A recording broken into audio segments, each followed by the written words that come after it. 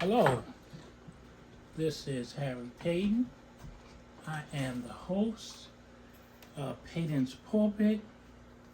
Today is Season 1, Episode 10, National Disabilities Month. National Disabilities Month, the month of March. March has been designated for several things. Of course, Women's History Month, Single Parenting Month, I think prostate awareness, but several different things. And this is another important one that I want to at least bring your attention to. It's an under advertised. In other words, most people don't know about it, and that's why I try to bring it to you. When I find out it doesn't benefit me to know this information without spreading it to somebody. As a matter of fact, it's selfish, especially when I have a venue, my podcast. I have two of them. So I'm going to use this podcast to bring you some information. And as I said, this one is a shorter podcast than my Paden Perspective podcast.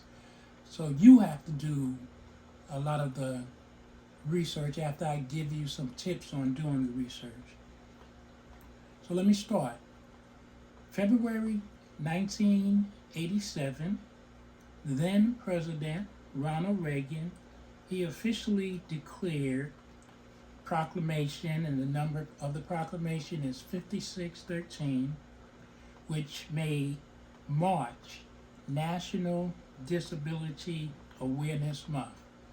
Now, if my math is correct, and it is because I wouldn't get on here without checking first, that's 35 years ago. But I bet most of you don't know that March is National Disabilities Awareness Month. And that's why I'm here. Let me just give you a story that kind of goes along with disabilities and the subject of disabilities. You can look this one up. Again, you do the research. I'll give you this tidbit. In Zeeland, Michigan, Zeelan, Zeeland, Michigan, a young lady, her name is Jules Holland, Hoogland, Hoogland.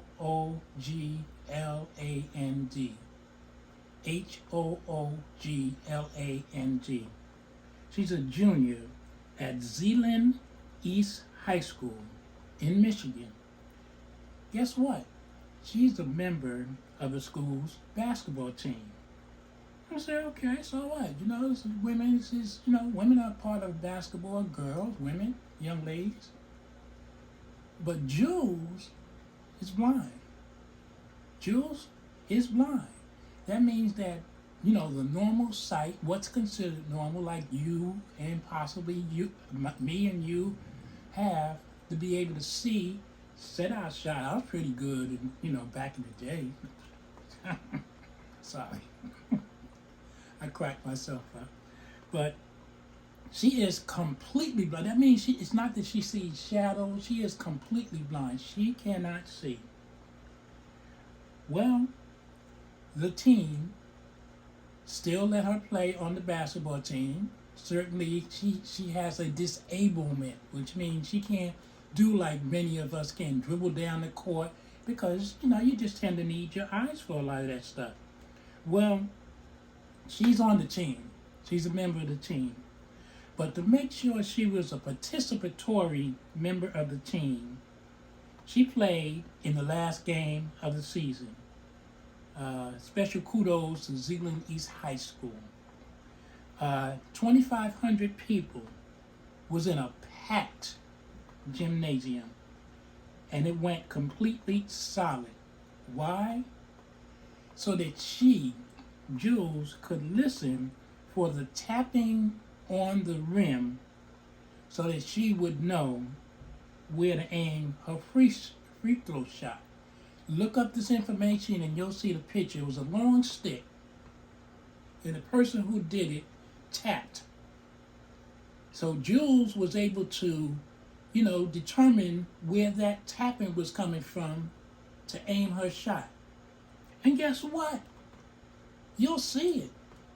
in the now viral, which means it's everywhere. Just, Google. All you have to do is Google blind basketball player and it'll appear.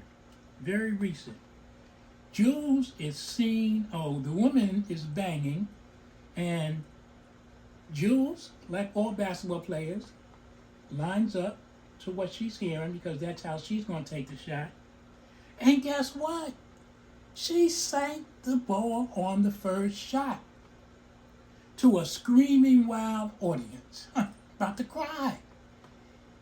Because I could imagine how happy she was, her parents was, her relatives was, her classmates who love her, the 2,500 people who probably were mostly there to see her.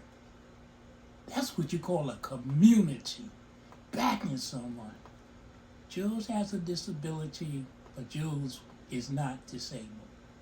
So I bring that up to show you of an example. Now, to some, this may seem phenomenal. She overcame her adversity. And it may just, it's an anomaly. It's not a big word, but it just simply means it's one of a kind. It's an anomaly. She made the shot. Maybe she was lucky. Maybe she should go play for the Knicks or Nets. Sorry. But anyway, let me share a life experience that may help you readers realize that we have similar other people with disablements. I call them overcomers all around us every day. It was 1972, ain't that how the story started? It was 1972. I was starting defensive halfback for the American University Eagles in Washington, D.C. Yes, I was the starter. Documented.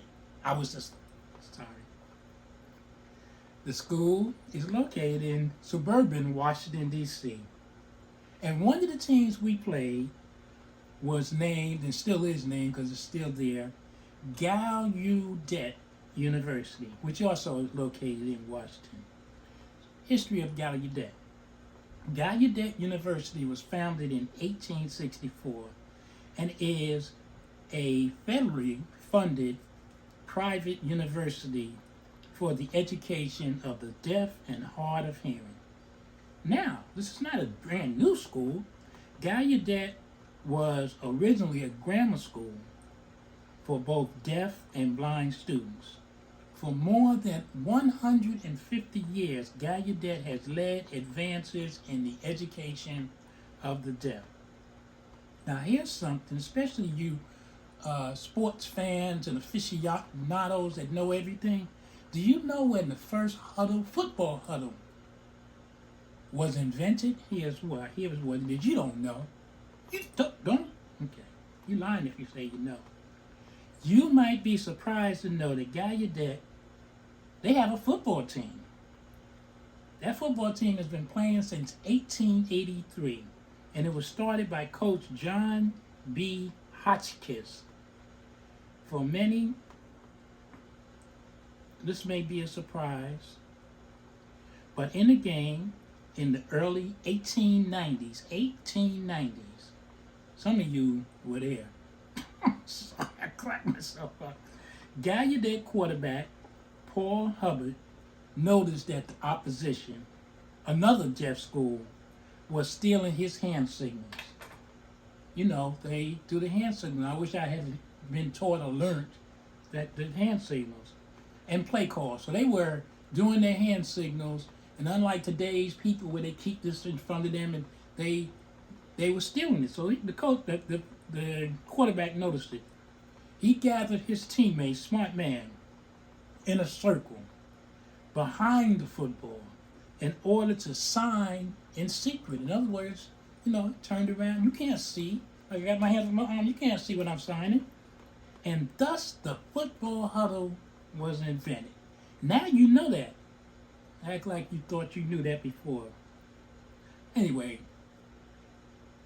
well, me nor any of our teammates knew any of this history when our head coach, the Honorable Frank Cronetti, love that coach, started preparing us for Gallaudet as an opponent. When he informed us that we will be playing a school for the deaf, blind, and partially blind, some of my teammates, not me, I really didn't. I've never had that kind of affinity to be talking about people, especially disabled people. But many of my teammates began to snicker, make jokes, talk like they were deaf, and the predominant thought, how could a deaf team defeat us? That's what we thought. That's what many of us thought. I secretly didn't think that, I would be challenged much. I was a pretty good player. But in spite of Coach Grenet's warnings and telling us not to take the opponent lightly throughout the week, most of us probably did take it a little lighter, figuring it was going to be a light week. Now, let me tell you how these players overcame the deficit on the football field of being deaf.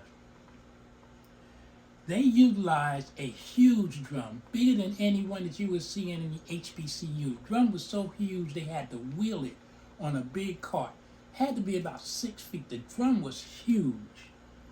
And a person on the sideline would push that drum along the sidelines to right where the play was, on the sidelines, not in the middle of the field. And that drum had a decimal similar to standing next to a jet. In other words, you heard the boom, boom, boom. The vast majority of the players, in order to know that the quarterback wanted them to move or start the play, would feel the vibration. See, we could only hear it, boom, boom, but they would feel the vibrations. And if you know anything about sound and vibrations flow at a different tempo. I believe the vibrations got to them before the sound. So we hear the sound, boom, but while we're hearing the boom, the vibration has already hit them. That's how porpoises and other such animals are able. Bats, vibration. So they would designate, hut 1, hut 2, hut 3, whatever it was, but through the vibrations of the drum, and they would move. Now, you may think that's complicated, but it wasn't complicated for them. Guess what it was complicated for? Complicated for us. Because we couldn't get their rhythm, but that was their rhythm, which is not normal to what we were used to. Let me tell you, they hit as hard, if not harder, than any opponent I ever faced. And I got LMS, little man syndrome. I ain't never been, football is a big man game. I got hit so hard, I still feel it today. But by the way, Gallaudet beat us 6-0. And it was on a long pass. I am a defensive halfback. The safety missed the call. That's what I say. He say I missed, because the guy went by one of us and he caught it. I'm sorry. I tell you the truth. 6-0. But it was a tough fought game. My arms were swollen for weeks and felt like I had run into a tractor trailer. Now, trying to end this, to my country, our country's credit, we've come a long way in our treatment of those with disabilities. Now, I told you Ronald Reagan passed the month, or designated the month of March back in 1987. After him was elected President H.W. Bush, and he signed into law in 1990 the Americans with Disabilities Act of 1990. The Americans with Disability Act is a civil rights law that prohibits, prevents, you can't do it, it's against the law, discrimination against individuals with disabilities in all areas of public life. This includes jobs, schools, transportation, and all public and private places that are open to the general public. The purpose of this law is to make sure that people with disabilities have the same rights and opportunities as everyone else. The ADA, American Disability Act, gives civil rights protections similar to those provided to individuals on the basis of race, color, sex, natural origin, age, and religion.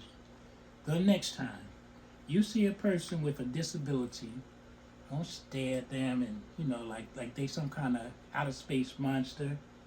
Instead, educate your children and many other adults that are uninformed about the overcoming ability of many with these disabilities, and that they deserve to be treated with the utmost respect.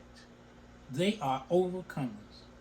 If you, I know if I do, I'm a snitch all the way up and down. If you witness anyone mistreating a person with disabilities, report them. You got your cameras, you got your camera phones. If they mistreat a person with a disability, record them like you would record a Karen or a Cam and report it to law enforcement. They will be prosecuted. To God be the glory. I hope this wasn't too long, but this is National Disability Awareness Month, and I want you to be aware. Spread the word. To God be the glory.